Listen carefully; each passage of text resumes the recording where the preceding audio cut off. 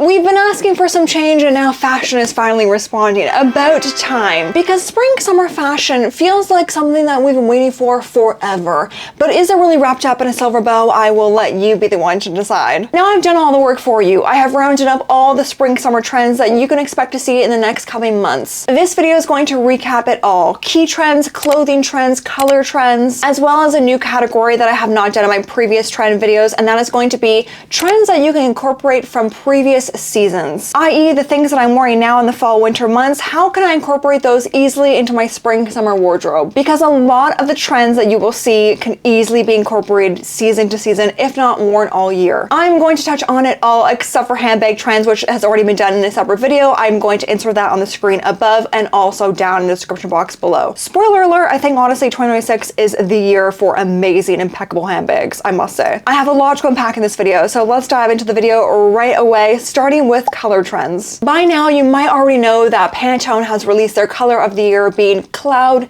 Dancer. I think, quite honestly, it is the most boring color of the year in all of Pantone's history. I'm just gonna say how it is. And I did tell you in one of my previous videos that I was going to say it how it is no matter what. That was going to be my resolution on this channel, if you will. The color Cloud Dancer will definitely be seen predominantly this year. However, would I say that this is going to be a trend? Personally, if you had to ask me, I would say no. I mean, what about this color as a trend?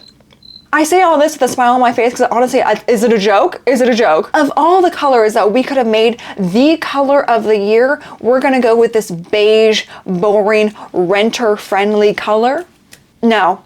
Anyway, you will see a lot of white this year. You will see a lot of that. Going on to more exciting colors like teal. It's not quite blue, not quite green. A little mix of the two. Both colors have been very popular over the past year, if not years, I want to say. Green especially. We're seeing a lot more electric blue this year as well. But teal, I think, is like the perfect happy medium between the two. The color teal was seen down the runways of Elia, Saint Laurent, and Loewe. I know Victoria Beckham has this beautiful teal dress that she wore to Gordon Ramsay's daughter's wedding recently. Absolutely fabulous. But overall, I think teal has a really good mixing color. Like, it really goes well with orange, yellow. It's a really great color to use when you want to color block. The next color is violet. Now, when I came on here last year, I remember telling you how much I hated the color purple. That was until I saw this color purple. And dare I say, it was from the Balenciaga show. For context, I absolutely hate Balenciaga, but I hated Balenciaga under the Demna era. Times are changing, hopefully, fingers crossed. But something about this violet that came down the Balenciaga runway just screams rich. We saw a lot of this color go down, of course, the Balenciaga runway, but we also saw it go down the Chloe and the Valentino runway.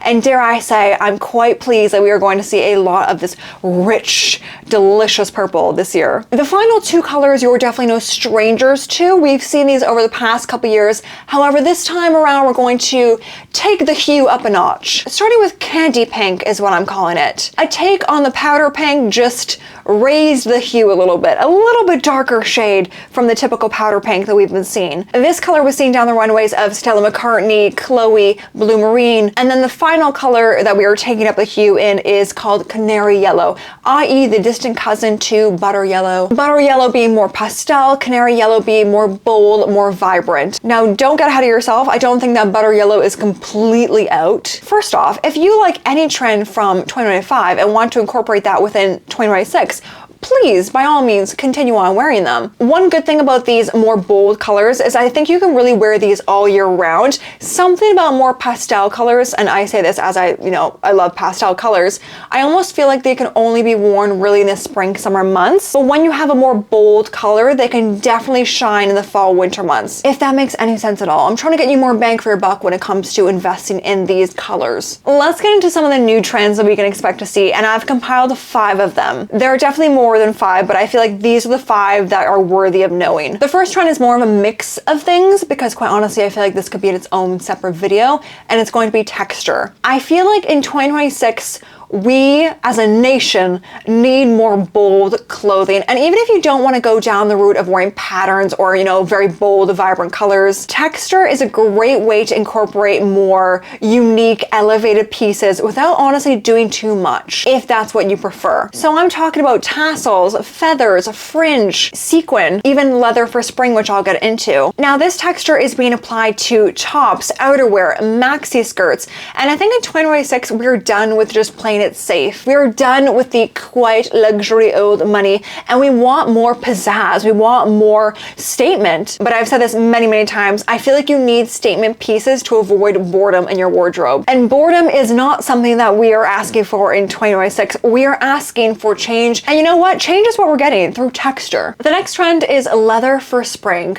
So not worn in the typical warmer months, okay, I guess you could say that is groundbreaking. Groundbreaking, and it also makes for the perfect transitional outerwear. Now leather was seen down the runways outside of your typical black. There was definitely black leather shown, but I think a lot of leathers were shown in burgundy, electric colors, so electric blue, specifically down the Loewe runway, they show this electric blue jacket. However, this time around, I think there was more emphasis on structured leather jackets, so with a zip or buttons down the front, with just more structured silhouette, as opposed to the more typical bomber jackets that we've been seeing over the past couple years. I'm also a little wary to call leather a trend, to be honest. I think leather will always have its time in fashion. It really just comes down to the silhouette of the piece. Just right now, we're going to be seeing, you know, more fun leather pieces in the spring, summer months. Sheer is still kicking. Sheer has been going on for the past couple years, it seems, and it really, I feel like it's not going away anytime soon. Sheer clothing to me is the equivalent of a PVC shoe.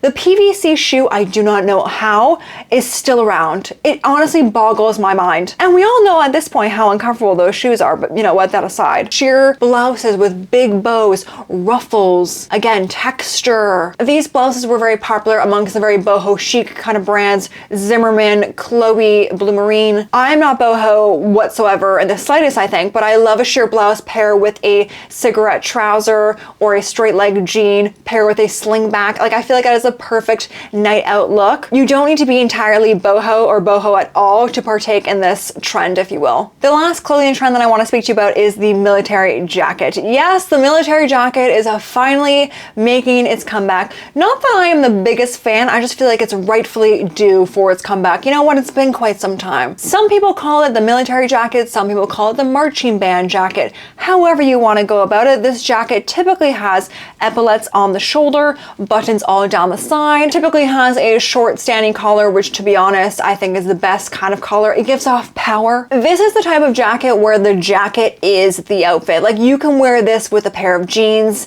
even a pair of sneakers if you wanted to, or a pair of heels for a night out, and the jacket be the star of the show. Nothing else matters when you wear this jacket. This jacket was seen down the runways of Alexander McQueen and Kenzo, and we kind of saw rumblings of this jacket a little bit in the later months of last year. Personally, for me on my feed, I started to see a lot more military jackets being worn, which, you know what, got me thinking that now is probably a really great time to check out the pre-love market. You can likely secure a military jacket at one, an amazing deal, and two, a military jacket that not everybody has. I lied, this is the last trend, the glamourati trend, i.e. the 80s are back. Power shoulders, electric colors, statement gold jewelry, statement gold belts. The bigger, the better. Bon voyage to the dainty jewelry that we used to once wear. I know this is not spring, summer, but we did see a lot of this go down the fall, winter 25 collection for Saint Laurent. These funnel necks, these electric colors, very big earrings we're seeing at the spring, summer collection for Saint Laurent. Very big eyewear. These pumps, which I feel like I've been mentioning so much. I mean, they are a powerful pump. These pumps command a room, and I think glamourati as a whole is entirely that. And I think this ties in with the notion that people want statement. They want something that's the quite opposite of quiet luxury, more minimalism. People really want that statement, and quite honestly, if you know you're asking for a statement, go for the glamourati route. Quite honestly, I am ready for this trend. I am excited, and I do think this is a trend that is going to follow into the fall, winter months and be worn all year round, to be honest. Now, I talked about clothing, let's talk about key accessories. One of the very popular accessories that we saw dominate last year was the scarf. And it's about time, because you know what? The scarf is probably the most versatile piece that you possibly can own in your wardrobe. The biggest trend that we saw last year when it came to scarves was scarves being worn around the hip. I never really understood that, to be honest, but this year it's quite similar, to be honest, but instead we're going to be draping it over our one shoulder and then tying it underneath the armpit. Sorry, I hate the word armpit. Ugh. This one shoulder detail does absolutely nothing to keep you warm, but that's not the point. The point is to accessorize. Scarves were either worn over the shoulder or also draped around the neck, so think of it like a bandana. To me, that's a great alternative if you didn't want to wear a necklace and also keeps you, I guess, you know, away from the harsh winds. I don't know. I actually love at the Hermes show how they twisted the scarf to make it almost like into a rope, and then they tied it around the neck to make this choker. And you know what? I thought that was so unique because typically we don't see scarves being really used as necklaces all that much. This goes back to what I was saying before. There were so many ways that you can wear a scarf. It is probably one of the best things that you can add to your wardrobe. I'm not even going to get into it because there are so many things you can wear a scarf with. Scarf tops, belts, necklaces that I just said. You could probably make 100 different tops depending on the scarf and the scarf size. Different story other day. The next accessory is oval belts, specifically from the Celine and the Dior shows. I almost look at this belt as more of a modernized Western belt. And personally for me, I'm not a big fan of logo belts, but the thing I love about this belt is that you essentially just have a big piece of hardware, which is a statement, and then you have the logo stamped on there. So it's not a very obvious logo heavy belt. A belt like this, or really any belt that is not logo heavy, is just overall more practical, and you will definitely get tired of it a lot less quickly. Another key accessory that we're going to see a lot in 2026 is the pendant.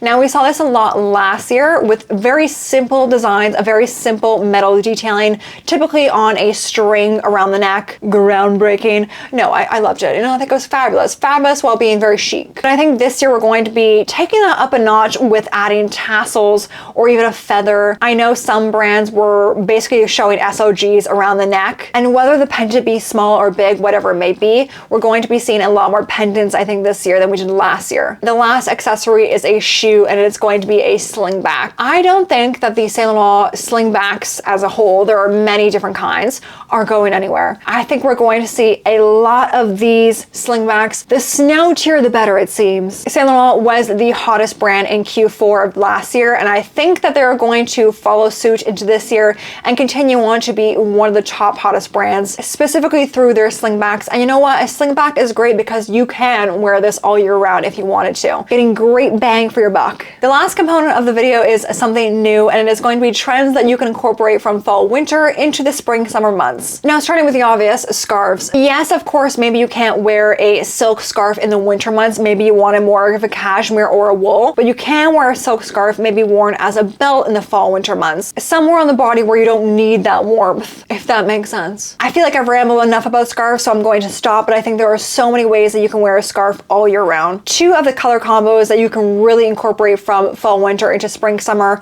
one of them being black and white and the other one being brown and blue. We definitely saw a lot of brown and blue go down the fall winter runways, and to be honest, it's really grown on me. I feel like it is a really fun colorway where it almost feels like you're not wearing too much color. If you're anything like me, I feel like a little intimidated by vibrant hues of color, but I think wearing brown and blue is a little bit more on the neutral end for me, and I feel like I'm a little bit more comfortable. Similar with black and white. I mean, do I even have to tell you why black and white is amazing? Black and white goes with absolutely everything. Everyone has black and white in their wardrobe. You will never go wrong with black and white. And you know, we did see a lot of white go down the runway, you know, Cloud Dancer. What a boring color. I mean, same with black too. We obviously will see black every single season. Black is never going to go away. It's a stable color. Enough said. The last accessory that you can wear all year round that we are also going to see a lot of this year is brooches. These fabulous pieces of fashion jewelry you can likely pick out of your fabulous grandmother's wardrobe. I think brooches are making a comeback because we want to add personality to our outfits. Similar to the bag charm where everyone wanted to add bag charms to their bags to, you know, add more personality. I think that is also going to apply to brooches. Not only can brooches add more personality to your outfit, but they can also have function addition to it. Let's say, for example, you want to drape that scarf over your one shoulder. You can secure that scarf with a brooch, and then you not only have, a custom scarf design, but then you added personality to your outfit just there. A brooch you can absolutely wear year round. I think it is a great way to elevate any outfit similar to the scarf. I think this is a great opportunity to head to your local antique market and find something that is pre-loved, vintage, antique, that is true to your personality that no one else has. Very exclusive. Now that officially concludes my Spring Summer 26 trend report. Now is your turn. I would love to hear your thoughts on what is your favorite trend or trend that you are not looking forward to wearing this year. Let me know in the comments down below. I would love to chat. And until then, I'm going to leave you guys here with another video recommendation in case you want to watch more. And I will see you guys in next Sunday's video. Thank you so much for watching, and I hope you have the utmost fabulous day ahead.